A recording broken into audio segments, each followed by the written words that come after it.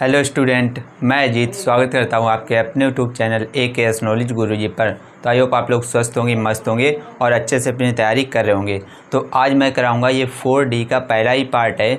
इसमें मैं कराऊंगा एग्जांपल्स। इससे पहले की जो 2 वीडियो हैं उसका लिंक आपको नीचे डिस्क्रिप्शन में मिल जाएगा, वहाँ पर जाकर आप वो वीडियो देख सकते हैं, या फिर यहाँ आई बटन पे एक लिंक आ रहा होगा, यहाँ पर जाकर आप हमारी सारी वीडियो देख सकते हैं। पूरा प्लेलिस्ट आपको पूरा सिस्टमेटिक वीडियो मिल जाएंगी 1A से, ठीक है।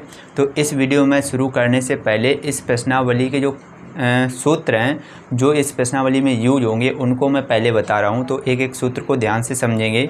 सबसे पहले क्या लिखा है, अब जो द्विघात समीकरण आएंगे, अभी तक पिछली प्रश्नावली में हमने द्विघात समीकरण का जो गुणनखंड विधि द्वारा उसके मूल ज्ञात करने होते हैं वो सीख लिया था। इस प्रश्नावली में क्या ज्ञात करना है, द्विघात समीकरण के मूल सूत्र द्वारा ज्ञात करना। तो एक सूत्र होता है श्रीधराचार्य सूत्र, ये होता है x बराबर -b plus minus under B square minus 4ac/2a, ठीक है। दूसरा जो सूत्र होता है विविक्त कर, इसको कैपिटल D से लिखते हैं, तो विविक्त कर कैपिटल D बराबर होता है b स्क्वायर माइनस 4ac, ठीक है। ये तो हो गए मूल सूत्र और विविक्त कर का सूत्र, ठीक है। ये श्रीधराचार्य का सूत्र हो गया, इसको मूल सूत्र भी कहते हैं। इस सूत्र से ही हम लोग आगे मूल निकालना सीखेंगे। इससे पहले हम लोगों को जो मूल होते हैं उनके लक्षण कैसे ज्ञात करते हैं उनके भी मैं अभी सूत्र दिखा रहा हूँ, उनको ध्यान से समझेंगे, फिर आगे सवालों को हल करना शुरू करेंगे, ठीक है।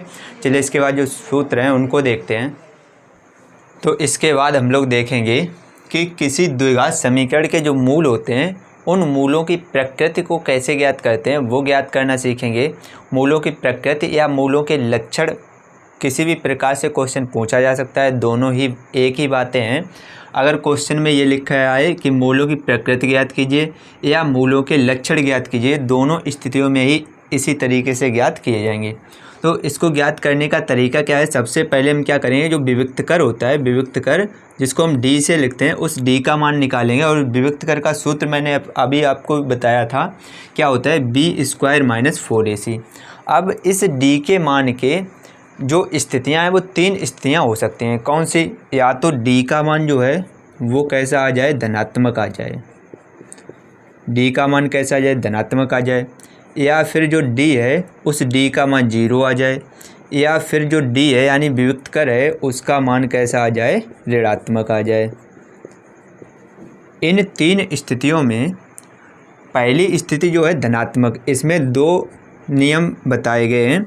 इसमें 2 नियम कौन कौन से हैं, या तो धनात्मक आए, धनात्मक के साथ अगर वह पूर्ण वर्ग संख्या है, कैसी संख्या है, वर्ग संख्या है, या फिर वर्ग संख्या नहीं है, वर्ग संख्या नहीं है। इसमें 2 स्थितियां बताएंगे, या तो वो पूर्ण वर्ग संख्या हो सकती है या पूर्ण वर्ग संख्या नहीं हो सकती है। दोनों स्थितियों में अलग अलग बताए गए। तो देखिए ध्यान से, मैंने पूरे नियमों को ध्यान लिख रखा है। तो सबसे पहले क्या है, यदि D का मान 0 से बड़ा है, 0 से बड़ा का मतलब D का मान जो है वो धनात्मक है और पूर्ण वर्ग संख्या है। यदि D का मान 0 से बड़ा यानी धनात्मक है और पूर्ण वर्ग संख्या का मतलब यानी उसका मान 1 आ जाए, या फिर 4 आ जाए जो किसका 2 का वर्ग होता है, या फिर 9 आ जाए जो 3 का वर्ग होता है। इस तरीके की अगर संख्याएँ आएंगी तो वह पूर्ण वर्ग संख्या होती है। अगर वो है तो मूल वास्तविक, परिमेय और अलग अलग होते हैं। तो मूल कैसे होते हैं, वास्तविक, परिमेय और अलग अलग होते हैं।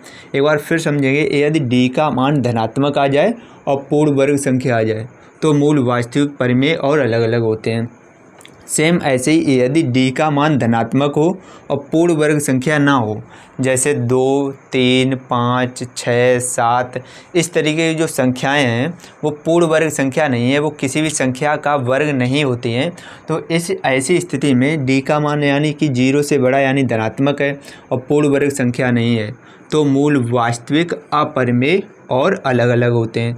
अगर पूर्ण वर्ग संख्या है तो परिमेय, पूर्ण वर्ग संख्या नहीं है तो अपरिमेय। बाकी दोनों में समान होता है, वास्तविक, परिमेय और अलग अलग, वास्तविक, अपरिमेय और अलग अलग होते हैं, ठीक है। जो अगला है उसमें क्या लिखा है, यदि D का मान 0 के बराबर है, D का मान अगर 0 के बराबर है तो मूल वास्तविक और समान होंगे।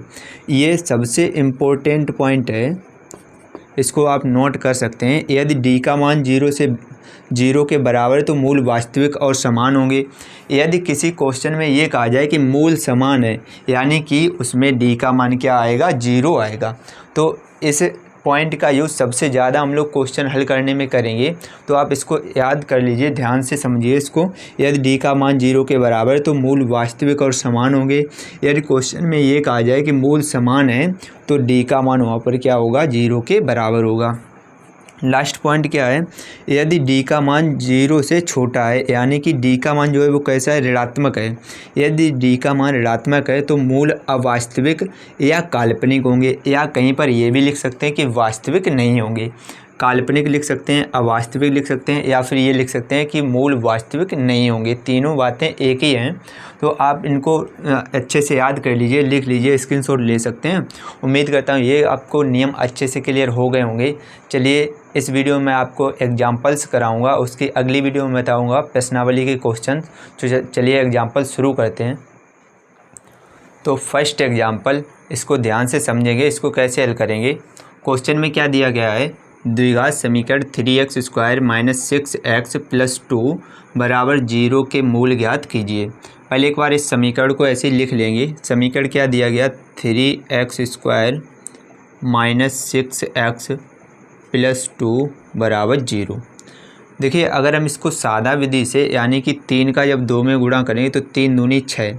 अब 6 के ऐसे 2 गुणनखंड करेंगे जोड़कर 6 आ जाएं। तो 6 के ऐसे कोई 2 गुणनखंड नहीं हो सकते जिनको जोड़कर 6 के बराबर लाया जा सके। तो इस टाइप के द्विघात समीकरण को ज्ञात करने के लिए ही जो मूल सूत्र होता है, श्रीधराचार्य जो सूत्र होता है, उसको लाया गया। ठीक है, उस सूत्र द्वारा ही इस समीकरण के जो है मूल ज्ञात करेंगे। तो उस सूत्र को लगाने से पहले हम क्या करेंगे, ये जो द्विघात समीकरण दिया गया है इसकी तुलना करेंगे। तो लिखेंगे समीकरण की तुलना, समीकरण की तुलना ax² + bx + c = 0 से करने पर जो द्विघात समीकरण का मानक रूप होता है ax² + bx + c = 0, इस समीकरण से इसकी तुलना जब करेंगे तो x² का गुणांक a है, यहाँ पर x² का गुणांक 3 है, तो a का मान हो गया 3। ऐसे ही x का गुणांक b है, यहाँ पर x का गुणांक -6 है, तो b का मान हो गया -6। अचर पद c है, यहाँ पर 2 है, तो c का मान हो गया 2। यहाँ से हमें क्या पता चल गया, जो a, b और c के मान होते हैं वो हमने ज्ञात कर लिए। अब श्रीधराचार्य सूत्र जो होता है वो लिखेंगे। श्रीधराचार्य सूत्र जो होता है वो यहाँ पर लिखेंगे x = -b ± √b² - 4ac बटे 2a। तो x बराबर सभी मान रखेंगे, तो b का मान कितना है, -6 ± √b² यानी कि -6 का स्क्वायर -4 × ac, a का मान है 3 × c का मान है 2 और अपॉन 2a, तो 2 × a का मान रख देंगे 3। यहाँ से x बराबर क्या आ जाएगा, माइनस माइनस हो जाएंगे प्लस के 6 और प्लस माइनस √-6 का स्क्वायर कितना होता है 36 और माइनस ये हो जाएगा 4 × 12 और 12 दूनी कितने आ जाएंगे 24 और बटे में कितना आ जाएगा 3 दूनी 6।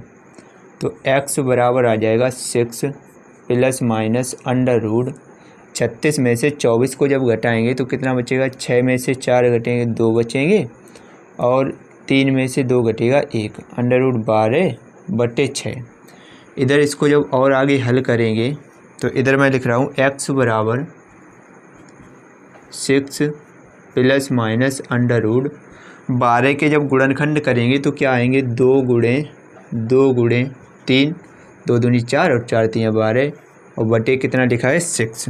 ठीक है, आगे जब और हल करेंगे तो x बराबर आ जाएगा, हम 6 के जब गुणनखंड करेंगे तो आएंगे 2 × 3 प्लस माइनस ये 2 का जोड़ा बन जाएगा तो 2 अंडर के बाहर और अंडर के अंदर बचेंगे 3 और बटे में कितना लिखा है 6। तो x बराबर आ जाएगा, इन दोनों में से 2 कॉमन आ जाएंगे, क्या बचेगा 3 प्लस माइनस √3 और अपॉन 6। 2 से इसको डिवाइड करेंगे, 2 1 2, 2 3 6, तो x का जो मान आ गया वो आ गया 3 प्लस माइनस √3 अपॉन 3। यही जो x के मान निकल के आए यही हो गए इस समीकरण के हल और इस समीकरण के मूल। ठीक है, तो आप इसका स्क्रीनशॉट ले सकते हैं। उम्मीद करता हूँ ये क्वेश्चन आपको अच्छे से क्लियर हो गया होगा। अगर वीडियो अच्छी लग रही हो तो लाइक कर दीजिए, और अगर चैनल पर पहली बार आए तो चैनल को भी सब्सक्राइब कर लीजिए। आपको क्लास 10th का पूरा कोर्स बिल्कुल फ्री ऑफ कॉस्ट मिलेगा, तो आप चैनल को सब्सक्राइब कर लीजिए। चलिए इसके बाद जो नेक्स्ट एग्जाम्पल है उसको देखते हैं। नेक्स्ट एग्जाम्पल नंबर 2, इसको ध्यान से समझेंगे, इसको कैसे हल करेंगे। क्वेश्चन में क्या लिखा है, यदि समीकरण 3y² minus 12y plus m बराबर 0 के मूल बराबर है तो m का मान ज्ञात कीजिए। अभी मैंने जब मूलों के लक्षण बताए थे वहाँ पर एक पॉइंट आया था जो तीसरा था, जब d का मान 0 के बराबर है तो मूल वास्तविक और समान होंगे। और अगर क्वेश्चन में ये कहा जाए कि मूल समान है तो वहाँ पर d का मान किसके बराबर होगा, 0 के बराबर। तो वही मैंने आपको बताया था। यहाँ पर क्या लिखा है, समीकरण ये जो दिया गया इसके मूल बराबर हैं। क्या लिखा है, बराबर या समान एक ही बात होती है। यदि मूल बराबर तो यहाँ पर भी d का मान क्या होगा, 0 के बराबर। तो सबसे पहले हम क्या करेंगे, जो समीकरण दिया गया उसको लिखेंगे 3y² minus 12y plus m बराबर 0। इस समीकरण की तुलना करेंगे जो बहुपद का जो द्विघात समीकरण का मानक रूप होता है उससे। मानक रूप क्या होता है, a यहाँ पर चर y है तो a² plus b plus c बराबर 0 से तुलना करने पर, जब इससे तुलना करेंगे यहाँ से a बराबर कितना आ जाएगा 3, b बराबर कितना है -12 और c का मान कितना है m।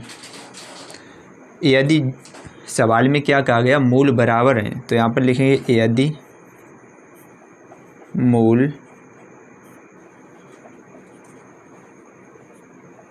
यदि मूल बराबर हैं तो जो d है, d विभक्त कर d उसका मान किसके बराबर होगा, 0 के बराबर।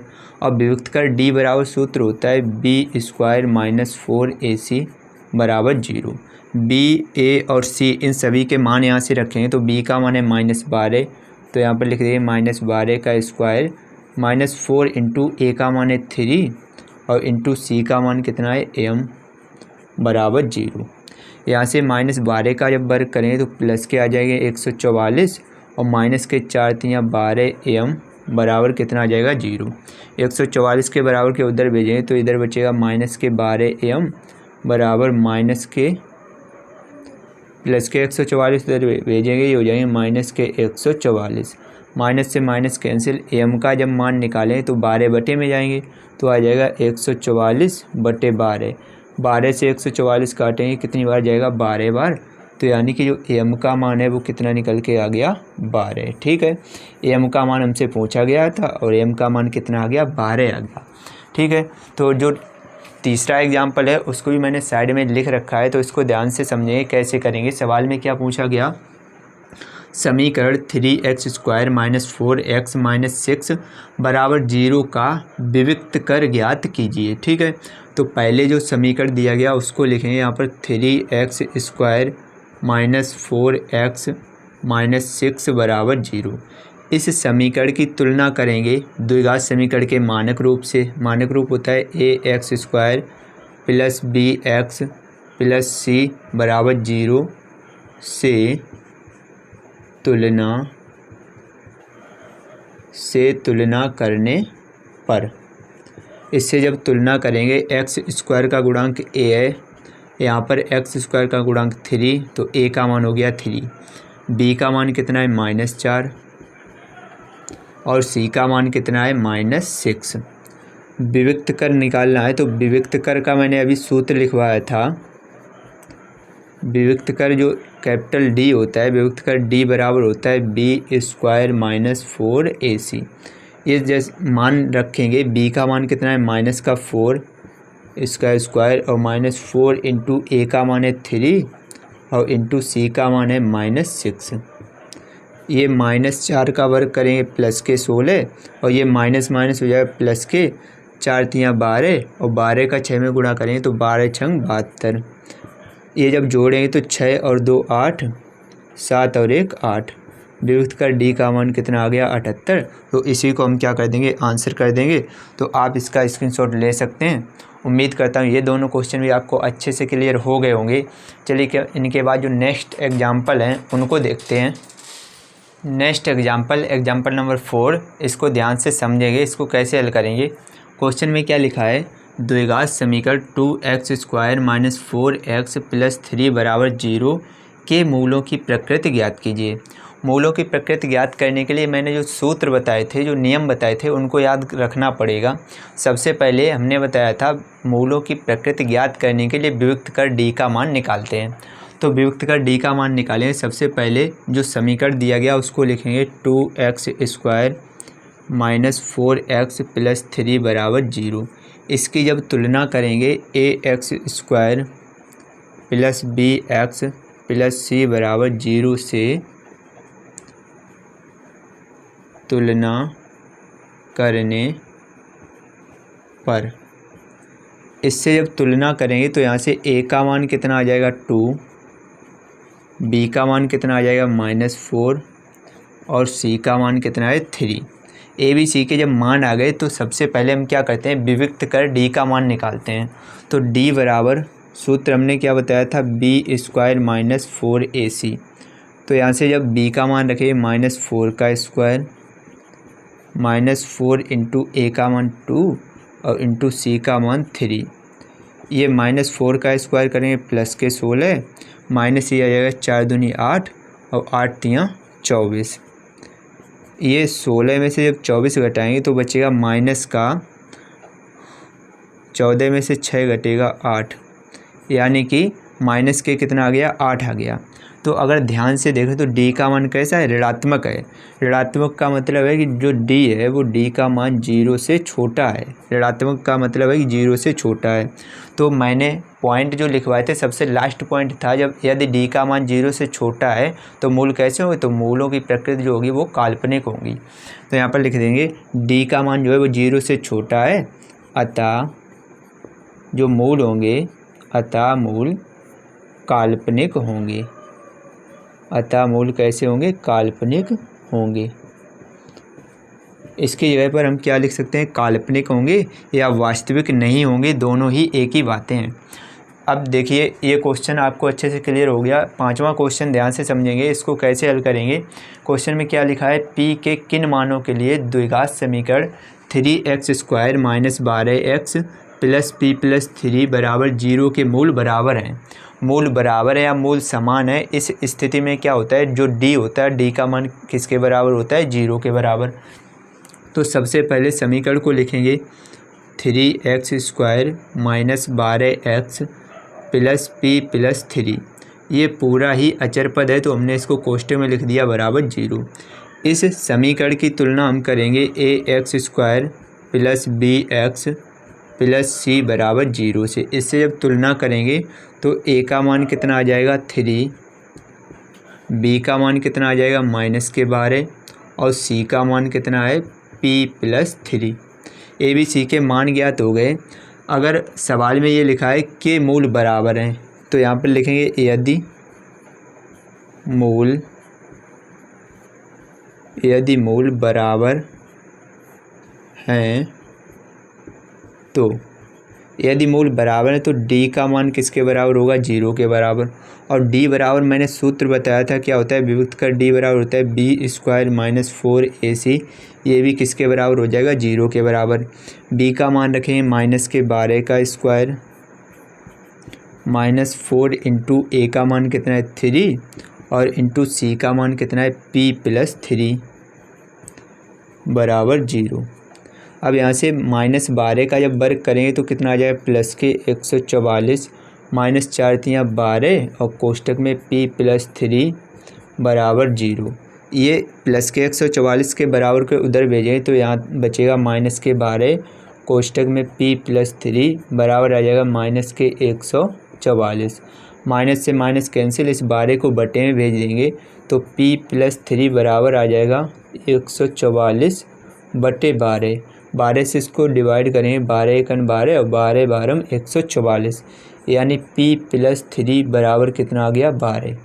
यहाँ से जब p का मान निकालेंगे तो p बराबर आ जाएगा 12, तो पहले से लिखें, इस +3 को उधर भेजेंगे तो ये हो जाएंगे -3, यानी कि जब p का मान निकालें तो कितना आ जाएगा 9 आ जाएगा। ठीक है, तो p का मान हमें ज्ञात करना था, वो कितना आ गया 9 आ गया। तो आप इसका स्क्रीनशॉट ले सकते हैं।